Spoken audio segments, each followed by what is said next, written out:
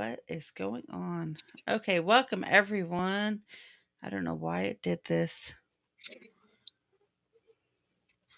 Looks like you are center of the. What a sexy picture to put in the centerfold. Ah, there you go. Welcome everyone to another episode of The Asylum with Harley and Joker. I am Harley, as always, joined by Joker himself. Yeah, you can't trust Harley to run the asylum by herself. You got to bring in the Joker to keep control. You don't even have your name on there. Yeah, I do. Okay. Okay, so tonight we are talking about the um what is it tonight? This is what happens when you work all day at 4 o'clock in the morning and your brain's gone. Well, we Sure, have blame the Bobcat job. joining us tonight. How are you doing, Bobcat? I'm doing very well. How are you guys doing? We are good. You want Doing to all start the right. show off telling us about some of your paranormal things you've encountered? Ooh. Uh, you talking to me? Yeah. Okay. Sure. Um, so, um, I got a couple stories. So you want me to go ahead and start? Yeah, go ahead. Well, first story is I was actually 11 years old, and I didn't quite believe in the afterlife or paranormal. I was a skeptic, even at a young age as a kid, and I was going through a depression because my older brothers, they were going to leave the state. They wanted to go to their original father. My father was their stepdad, so I got depressed. I'm like, why are you guys leaving? You're my brothers. I ain't gonna have no brothers to have anything to do with. And my two brothers just wanted to leave and never look back. And my life was turned upside down. And I um, I was um, I was raised in church as a kid in a Pentecostal church, and I turned away from religion, and I just became a spiritual kind of guy. Well, in a kid back then, but I got mad at the man above. I said, "Why is my brothers leaving?" And I went to a deep depression at a very young age, and all I can tell you is something happened to me, and after that day, I don't question things anymore. I really don't. But I was actually my father was a carpenter. My father was a carpenter and a contractor, general contractor. So my dad literally did everything from electricity, doing electric work, to carpentry to masonry. My dad literally built his house with his own hands. So I used to go on jobs with my father at a very young age and hand him tools and just be there and help him. And I was mainly like the cleanup kid. So that was my job. So I was there, and it was actually me and my father, my uncle, my brother. Before my brother went to leave, he went on a job with us, and it was in Maple Heights, Cleveland, Ohio. And uh, we hear footsteps, and there was nobody in the house. It was just me and my dad, my uncle, and my older brother. And we heard footsteps going up the second hallway steps. I mean, the hallway steps going up to the second floor. And even my dad was stunned. My dad told me and my uncle, "Why don't you guys go upstairs and see if a window was open or a breeze that could have shut the door or that could have caused what we thought what we heard." And we went up there, checked. There was no window open. There was no breeze. We heard what we heard, and then we come back downstairs, and then we started hearing other things. Like we started hearing like moaning, like some moaning noise. Like it That's almost always sounded creepy. like a moaning, like a like almost like a crying moaning, and it sounded like a female's voice. It was either a female or a male. I couldn't. I was so young. I couldn't understand. But it shook me at a very young age, and I still remember that like it was yesterday. And um, when the woman came home, my father asked her, "Is this house haunted?" Because she had paid my dad to do the house to get the house ready for sale.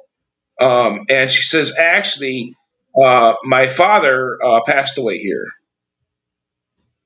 And supposedly what we heard was his spirit. His That's spirit, interesting. his spirit was there, and we heard it. We all heard it clear as day. And still to this day, my father, I just asked my father about it yesterday. I says, Dad, did you remember that? And my dad says, I can't remember most of it, but he says, I remember, my father says he remember asking her who passed away here. And she says, yeah, my father passed away. So it was somebody who passed away. And she says, yeah. So she says, yeah, it was somebody that I knew was in my father. And then fast forward, fast forward to um, about 2 years ago.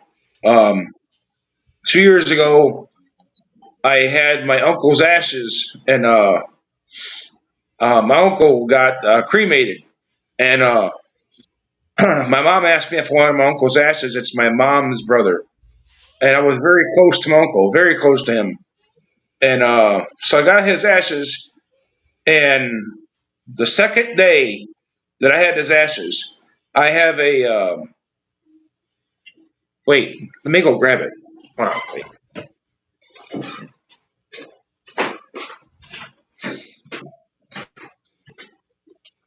There we go. By the time you figure it out, StreamYard would have been so much easier to figure out by now. Oh, it's not even that. It's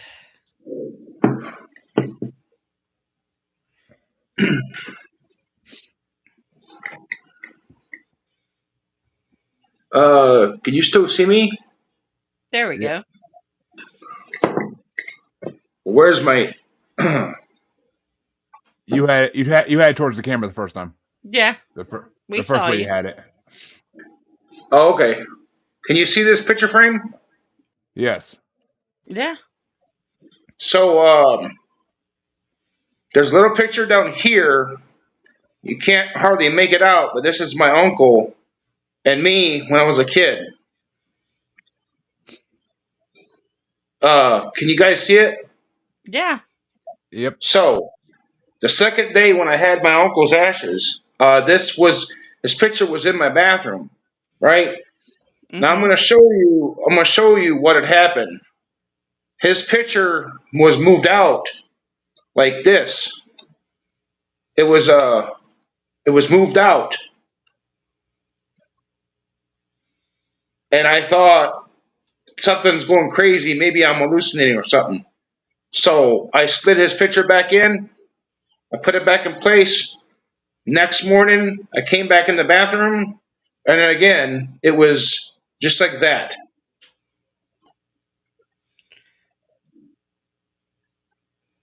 That's interesting. That's And I have a crazy. story. I have a story to back that up. So then so okay, now you can put my face back on here. You're on there. Oh, okay. I don't know why I'm not seeing it. Okay. Yeah, we That's see you. Okay. oh, Okay. Anyways, um, so then I after I started seeing that, I'm like, I'm starting to go crazy here. I just wanted to make sure that I didn't have any kind of bad ghost or spirit haunting me. So I reached out to a psychic friend that I knew. I says, I need some help here. Can you help me? And I says, I don't want no bull crap. I don't want no bull crap at all. I says, can you help me? I want to sort this out. I want to make sure I'm not dealing with something evil or demonic or scary. I don't know. And she says, yeah, let me help you. And she she told me stuff that nobody could have known. Nobody. She says, Yeah. Your uncle was reaching out to her, and she picked up on my uncle's spirit, and he connected with her through telepathically because I had his ashes here. I still have his ashes here. And she said, did your uncle have a bald head when he died? And I said, yeah. She says, did your uncle have a sore on his head when he died? I said, yeah. She says, well, I'm picking up that he died of a heart attack in his sleep due to um, diabetes, complications of diabetes. And actually, when we got the report from the coroner, that's what the coroner said, that it was complications of diabetes and a heart attack, heart failure. And the psychic said, your uncle was trying to tell you, stop crying. He says, stop crying and move on. And she says, he's just trying to get your attention. He's just trying to tell you he's okay and he's not going to bother you no more. And he just wants you to know he's okay. He's in a better place. And she says, after that, she says, he won't mess with anything anymore. And after that, nothing ever happened. Ever. Hmm. Well, And Joker's had some very interesting psychics on his show who have. Oh, I've So had a lot of we're believers in yeah, I the mean, whole supernatural and everything. this is right up my alley. Yeah, I've had a lot of interesting guests at everything in the paranormal spiritual field. Thank you, Harley. But Jesus, I can't take her anymore. But I mean, it's basically, yeah, it all sounds right on cue. I mean, when the deceased or spirits, whatever you want to call them, when they give you signs, it's usually for good reason. I mean, I've talked to people who see spirits on a daily basis, multiples of them, and they use them as guides. I mean, they're usually there for a reason. If they're just going to show up to you once in a while, if they're there every day, it's another thing. But if they're going to be there once in a while, it's usually for good reason. And I say pay heed, even though it never happens to me. I say pay heed and do what they say for the most part. Exactly. Okay, so we are here today actually to talk about the Bell Witch haunting. I have a couple clips that I found to tell us about the Bell Witch haunting. And I did a little research, and it's all like most of it is all like old folklore and wise tales of this little town that it started in.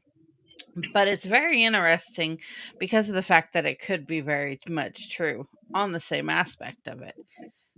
So we're switching scenes here. Okay. Here we go. Bell and his family lived in a rural Tennessee town in a large but simple home surrounded by farmland. They tended to the land and lived a quiet country life. Little did they know their house would become a hub for supernatural events that would lead to unimaginable occurrences, horror, and even death. Get ready for one of the most frightening Southern tales out there, often referred to as America's greatest ghost story. This is the tale of the Bell Witch haunting. The year is 1817. John Bell and his family are living in a farmhouse on around 320 acres of land in Red River, now known as Adams, Texas. A large family resides in the house. The couple has either 6 or 9 children, depending on the source. John and his wife Lucy gave birth to Jesse, Benjamin, Drury, John Jr., Esther, Zadok, Elizabeth, also known as Betsy, Richard, Richard and You Jewel. could tell However, it's in that, like, 1817, the older oldest time few had frame already just moved out by of the the house, names and of the one, Benjamin, children. had tragically died as a baby. Yep. The Bells had already been raising their family in the house and taking care of their farm for 13 years since 1804, with no particular issue.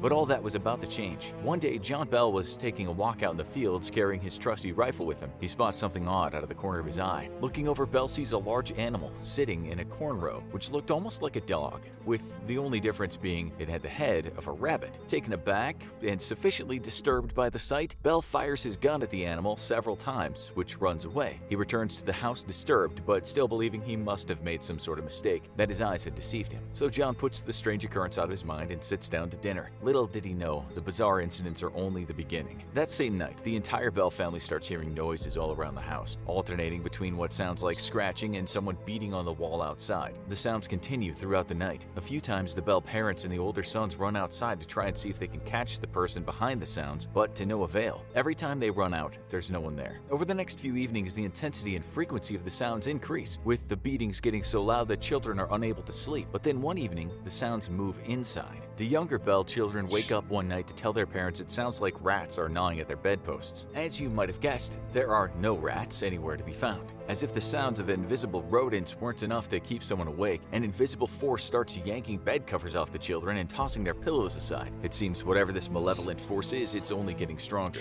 I Soon, a think if female things voice started could be heard being throughout the yanked house, off my soft and children and unintelligible thrown at first. around, Faint I'd whispers probably come through leave the walls, house. and with every day that passes, the voice becomes louder. I'd be and looking for clearer. signs of The Jeffrey voice Epstein, echoing but throughout yeah. the house sings hymns, quotes scripture, and even Or P. starts Diddy. having conversations. Eventually, she starts referring to people in the house by name, and it becomes clear she has marked one family member for That's death. funny. One day, the entity announces its intentions. She hates John Bell and wants to kill him. Here at Why? the No asylum, clear our reason goal is given to except offend one. at Mr. least Bell one is a person bad a man. day. The entity is quoted as saying, frightened and lost, John Bell doesn't know what to do. Just And one, that's a does low day. very He still well is of reluctant that. to ask any authorities, religious or otherwise, for help. After all, John is an elder of the Red River Baptist Church and living right in the middle of the Bible Belt. Announcing to the church and the town at large that evil forces in your home are trying to kill you is a dicey proposition in a country that was still killing people for being witches just a century before. So, John decides to go to his best friend, James Johnson. At first, Johnson is understandably skeptical. He requests to spend the night in the Bell house with his wife so he can see what's happening for himself. As night descends, the same supernatural activity that has terrified and exhausted the Bell family starts again. Johnson has his bed covers yanked and is even slapped in the face. He calls on the spirit to ask what it wants. There's no She slapped answer, a but Johnson? the activity ceases. The next morning, Johnson tells Bell that whatever is in the house is an evil spirit, the kind the Bible talks about. He convinces John to share these strange events with a local trusted preacher and the community at large. So John does so, and the word of the haunting spreads far and wide.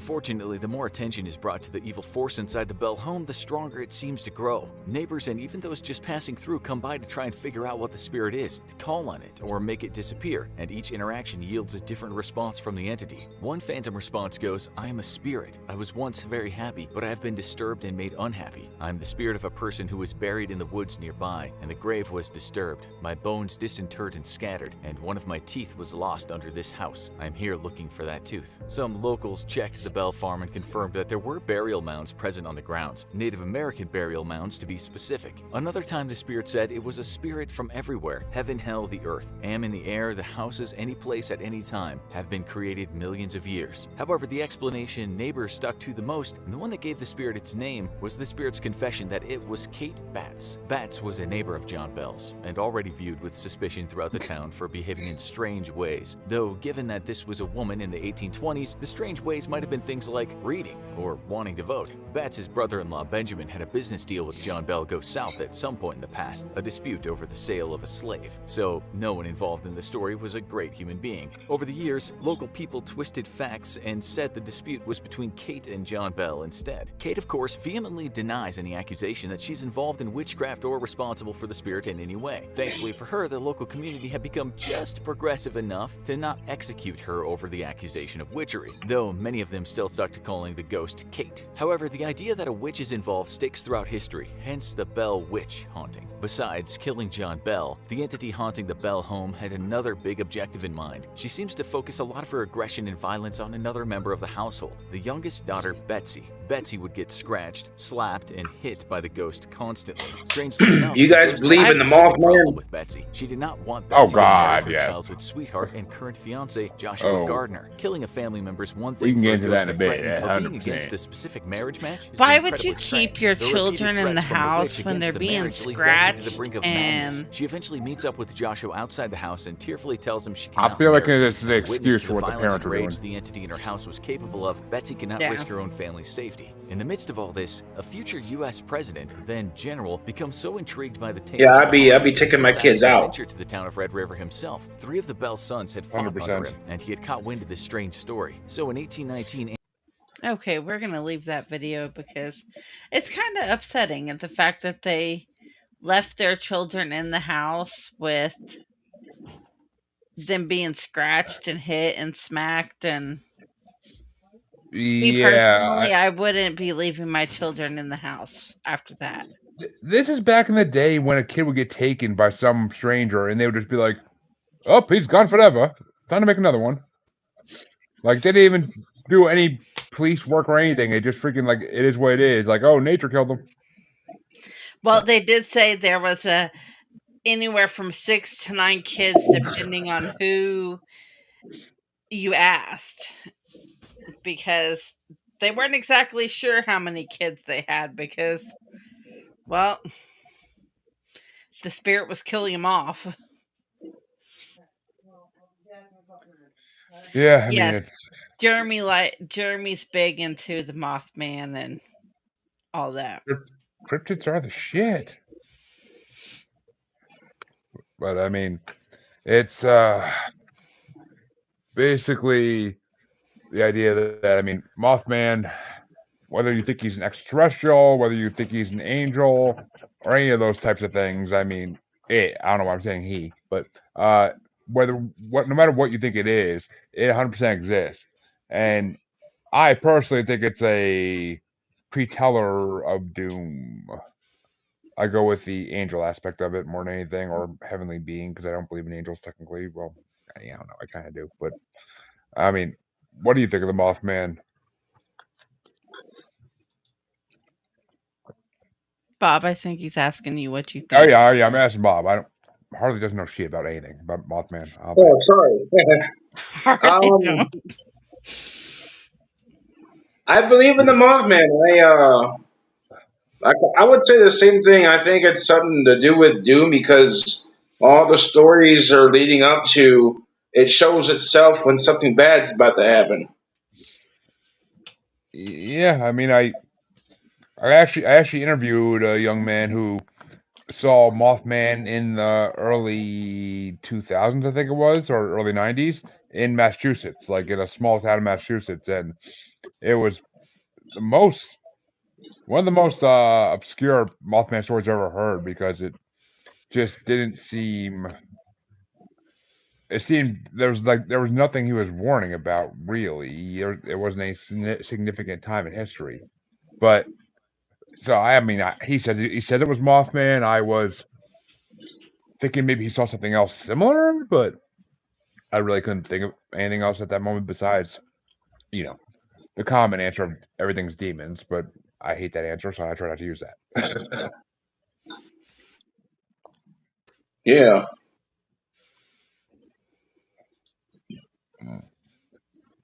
But I don't know. I don't know, Harley. I shouldn't be so disparaging. Do you have any thoughts on Mothman? No, I knew it. not at See, all. I was right, people. I was right as always. The Joker is always right. Hey, you know me, so it is what it is. That's why you made me look up the pictures of Bigfoot just to say, nope, that's not real. Nope, that's not real. Okay, you can look up any 20 pictures of Bigfoot out there, and I'm gonna say it's not real to 18 or 20, 18 out of 20 of them, maybe even all 20. There's a lot of fakes out there now in AI generated shit. Yeah. No, give me Patterson Gimlin film or give me nothing.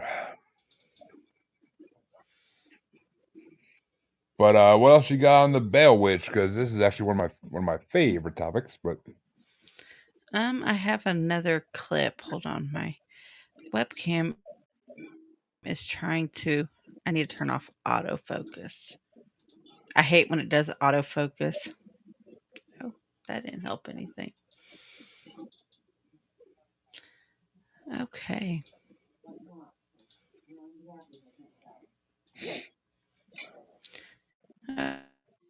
Okay, we'll go back and play the other little clippy we got.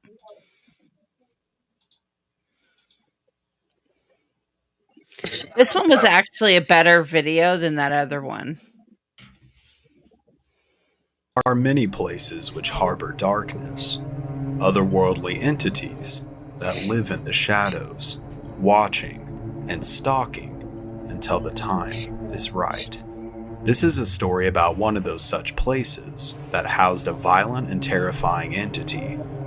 Today, here on Mystery Archives, we will be examining the legend of the Bell Witch.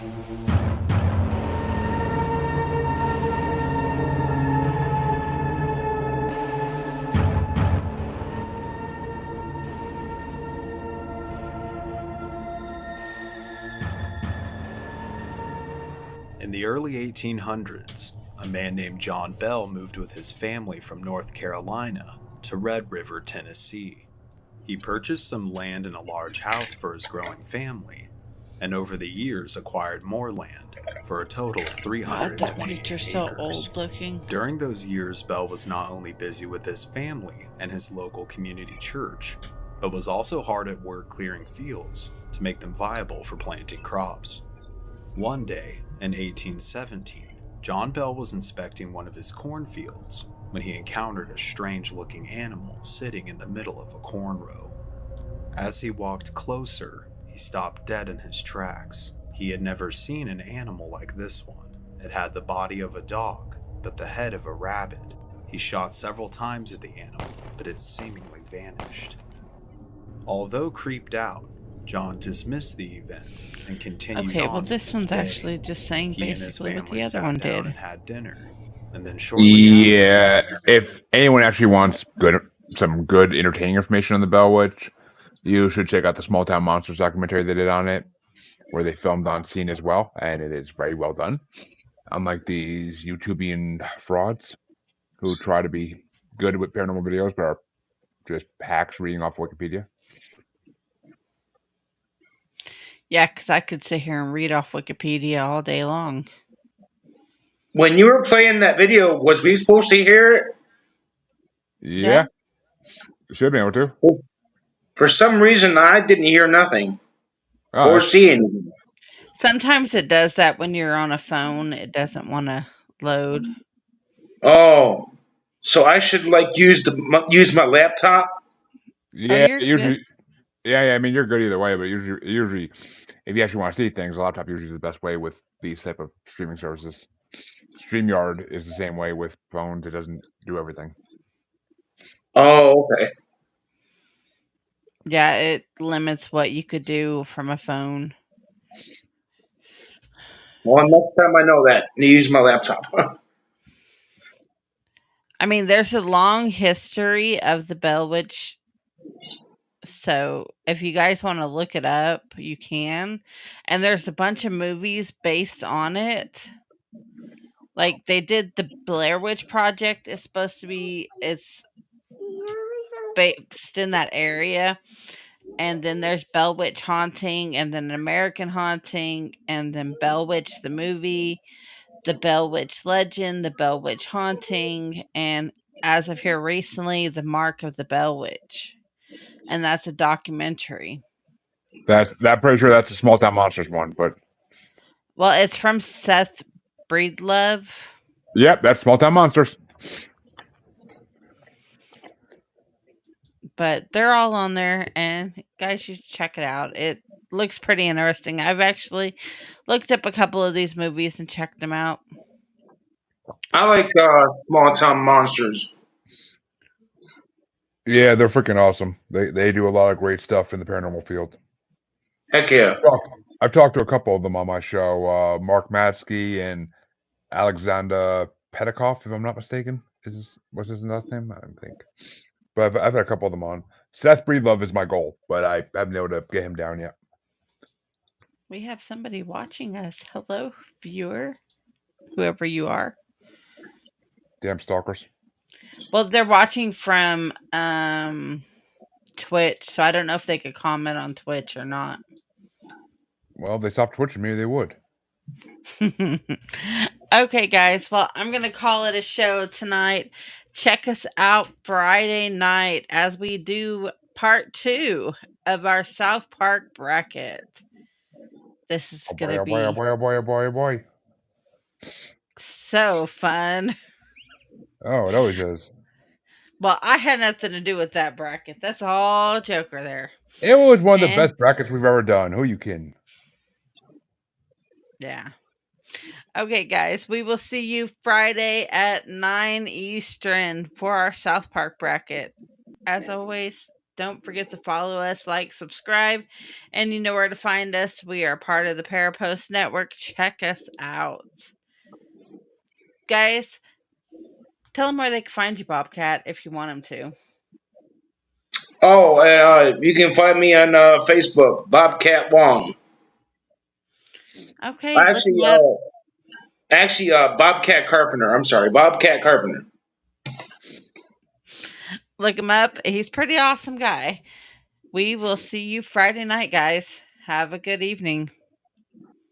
Don't tell us what to do. Peace and love. I'll tell you what I want to do all the time. I'll tell you whatever to do.